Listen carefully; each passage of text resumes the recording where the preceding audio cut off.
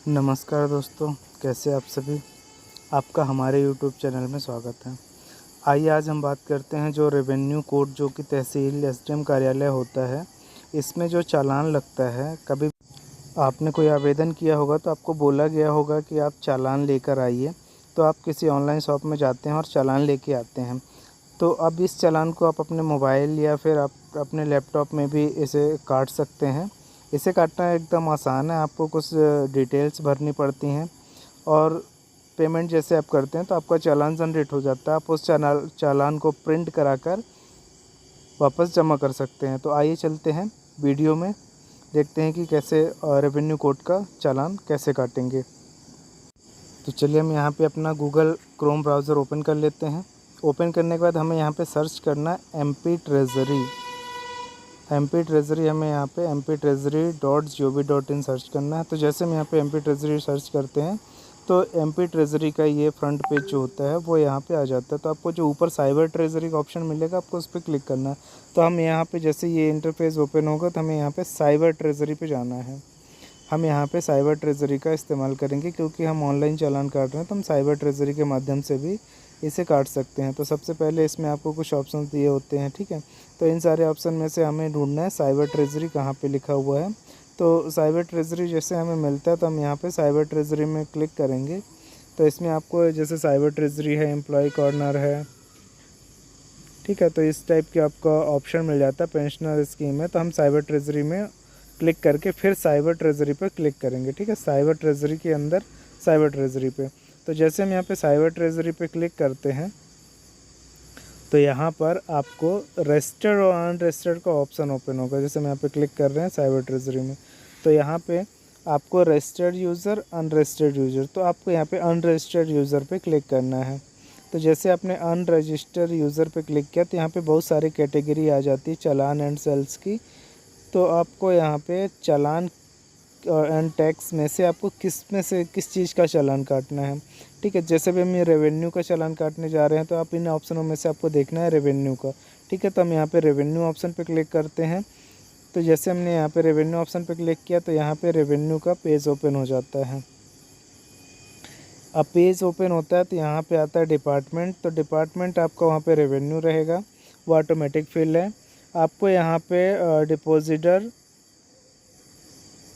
Deposited name आता है। जो भी डिपॉजिट करता है यहाँ पे, जैसे मान लीजिए आवेदक जो भी है, आवेदन किसी के नाम से आपने लगाया है, जिसके नाम से आपने आवेदन लगाया है, आप उसको यहाँ पे उसका नाम टाइप करना है। अब यहाँ पे आपको रजिस्ट्रेशन नंबर मांगता है, रजिस्ट्रेशन नंबर, तो आप रजिस्ट्रेशन नंबर को छोड़ भी सकते हैं, कंपलसरी नहीं होता है कि आप उसे फिल करें। तो आपको यहाँ पे डिपॉजिटर नेम टाइप करना है, तो हम यहाँ पे डिपॉजिटर का नेम टाइप करेंगे। तो ये नेम टाइप करते हैं डिपॉजिटर का, जो भी आवेदक है उसका हम यहाँ पे नाम टाइप करेंगे। यहाँ पे हम नाम टाइप कर लेते हैं।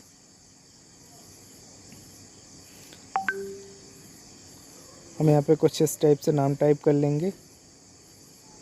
इसके बाद हमें ऑफ़िस नेम में जाना है। ऑफ़िस नेम में हमें उस ऑफ़िस का नेम टाइप करना है जिस ऑफ़िस में हमें इस चीज़ को जमा करना है, ठीक है। तो हमारी ऑफ़िस जो भी है हम उसका यहाँ पे एड्रेस टाइप कर देते हैं।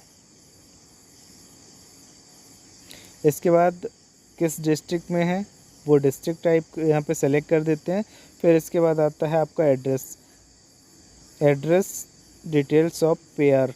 तो जो भी यहाँ पे इस टैक्स को पे कर रहा है उसका एड्रेस यहाँ पे टाइप करेंगे। तो जो भी एड्रेस होगा उस एड्रेस को हम यहाँ पे टाइप करेंगे।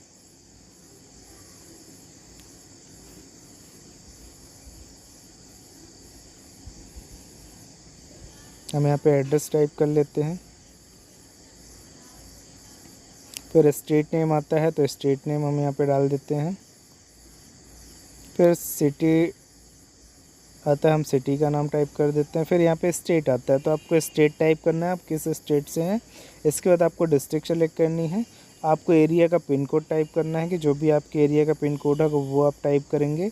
इसके बाद यहाँ पे अदर डिटेल्स आती है। अदर डिटेल्स में आपको मोबाइल नंबर देना है। यहाँ पे आपको मोबाइल नंबर के बाद यहाँ पे आता है ईमेल आईडी, तो आपको साइड पे ईमेल आईडी टाइप कर देना है।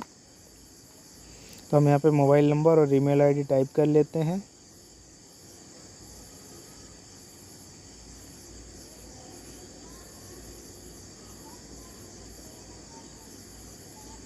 यहाँ पे हम ईमेल आईडी टाइप करेंगे।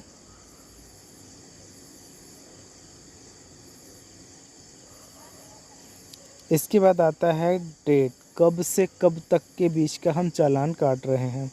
तो अगर आप रेवेन्यू का काट रहे हैं, फिर आप रेवेन्यू का जब आप यहाँ पे चालान काट रहे होते हैं तो फिर आपको यहाँ पे आज की जिस डेट को आपको आवेदन लगाना है वो डेट आप डाल दीजिए। इसके बाद आप इसका पीरियड 1 साल 2 साल भी रख सकते हैं।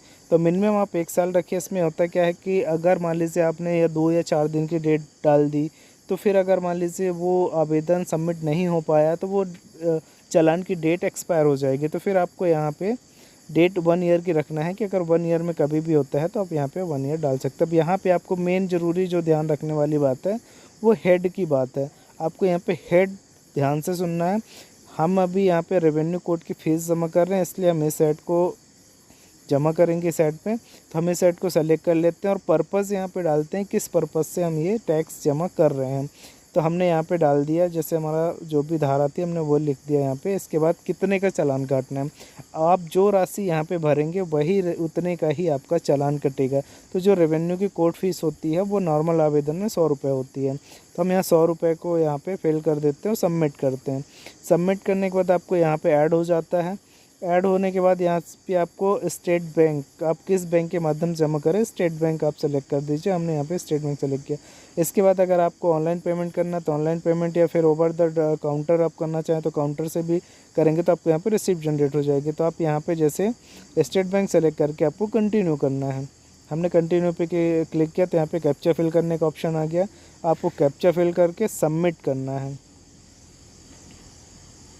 हम यहाँ पे कैप्चा फिल कर लेते हैं। जैसा कैप्चा लिखा होता है वैसे आपको फिल करना होता है। इसके बाद हम सबमिट करते हैं।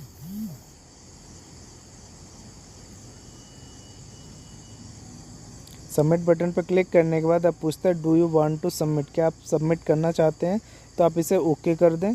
इसके बाद यहाँ पे एक OTR नंबर जनरेट कर देता है, ठीक है, URN नंबर, जिसे आप नोट कर लें। अगर मान लो चालान आपका एरर हो जाता है या फिर चालान शो नहीं होता है तो आप इस URN नंबर के माध्यम से आप अपना स्टेटस देख सकते हैं कि आपका चालान कैंसिल हुआ है या फिर जनरेट हो गया है। तो आपको ये URN नंबर कॉपी करके रख लेना है जब तक कि चालान जनरेट नहीं हो जाता। आप इसको बाद में भी डाउनलोड कर सकते हैं। तो यहाँ पे हम ओके कर देते हैं URN नंबर नोट करने के बाद। इसके बाद डियर का आपका पेमेंट का यहाँ पे ओपन होता है। पेमेंट का जैसे ओपन होता है तो आप नेट बैंकिंग के माध्यम से करना चाहते हैं, डेबिट क्रेडिट कार्ड से करना चाहते हैं, UPI, तो हम UPI ऑप्शन यूज़ करते हैं यहाँ पे। तो UPI पे क्लिक करेंगे। तो जैसे हम यहाँ पे UPI पे क्लिक करते हैं तो पेमेंट गेटवे का ऑप्शन आ जाएगा यहाँ पे, ठीक है। UPI पे हम यहाँ पे क्लिक करते हैं।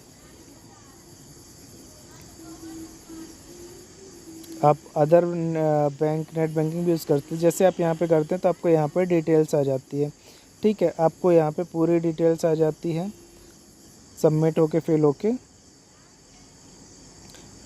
आप यहाँ पे QR और UPI ID डालने का ऑप्शन आता है। तो आप यहाँ पे QR और UPI दोनों का यूज़ कर सकते हैं। तो हम यहाँ पे QR कोड का इस्तेमाल कर रहे हैं। जैसे हमने QR कोड पे क्लिक किया तो यहाँ पे आपको एक QR कोड आ जाएगा जिसको आप स्कैन करके पेमेंट कर सकते हैं।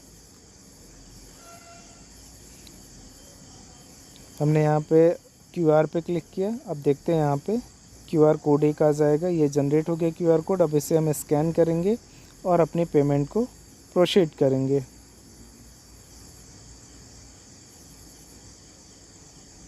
हम यहाँ पे पेमेंट कर लेते हैं स्कैन करके।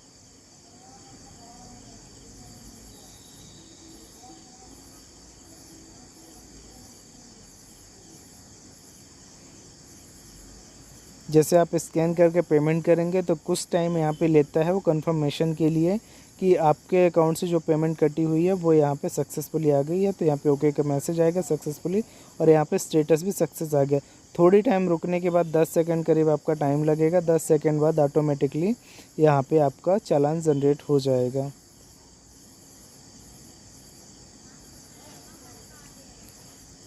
ठीक है, यहाँ पे आपको ये चालान इस टाइप का जनरेट होकर आपको मिल जाता है। जैसे ये चालान आपको जनरेट होकर मिल जाता है तो आप इसे यहाँ से प्रिंट करके दे सकते हैं। बस इतनी सिंपल सी प्रोसेस में आप अपना चालान खुद ही बना सकते हैं। तो वीडियो अगर आपको अच्छी लगी हो तो चैनल को सब्सक्राइब करें, वीडियो को लाइक करें, शेयर करें। धन्यवाद आपका।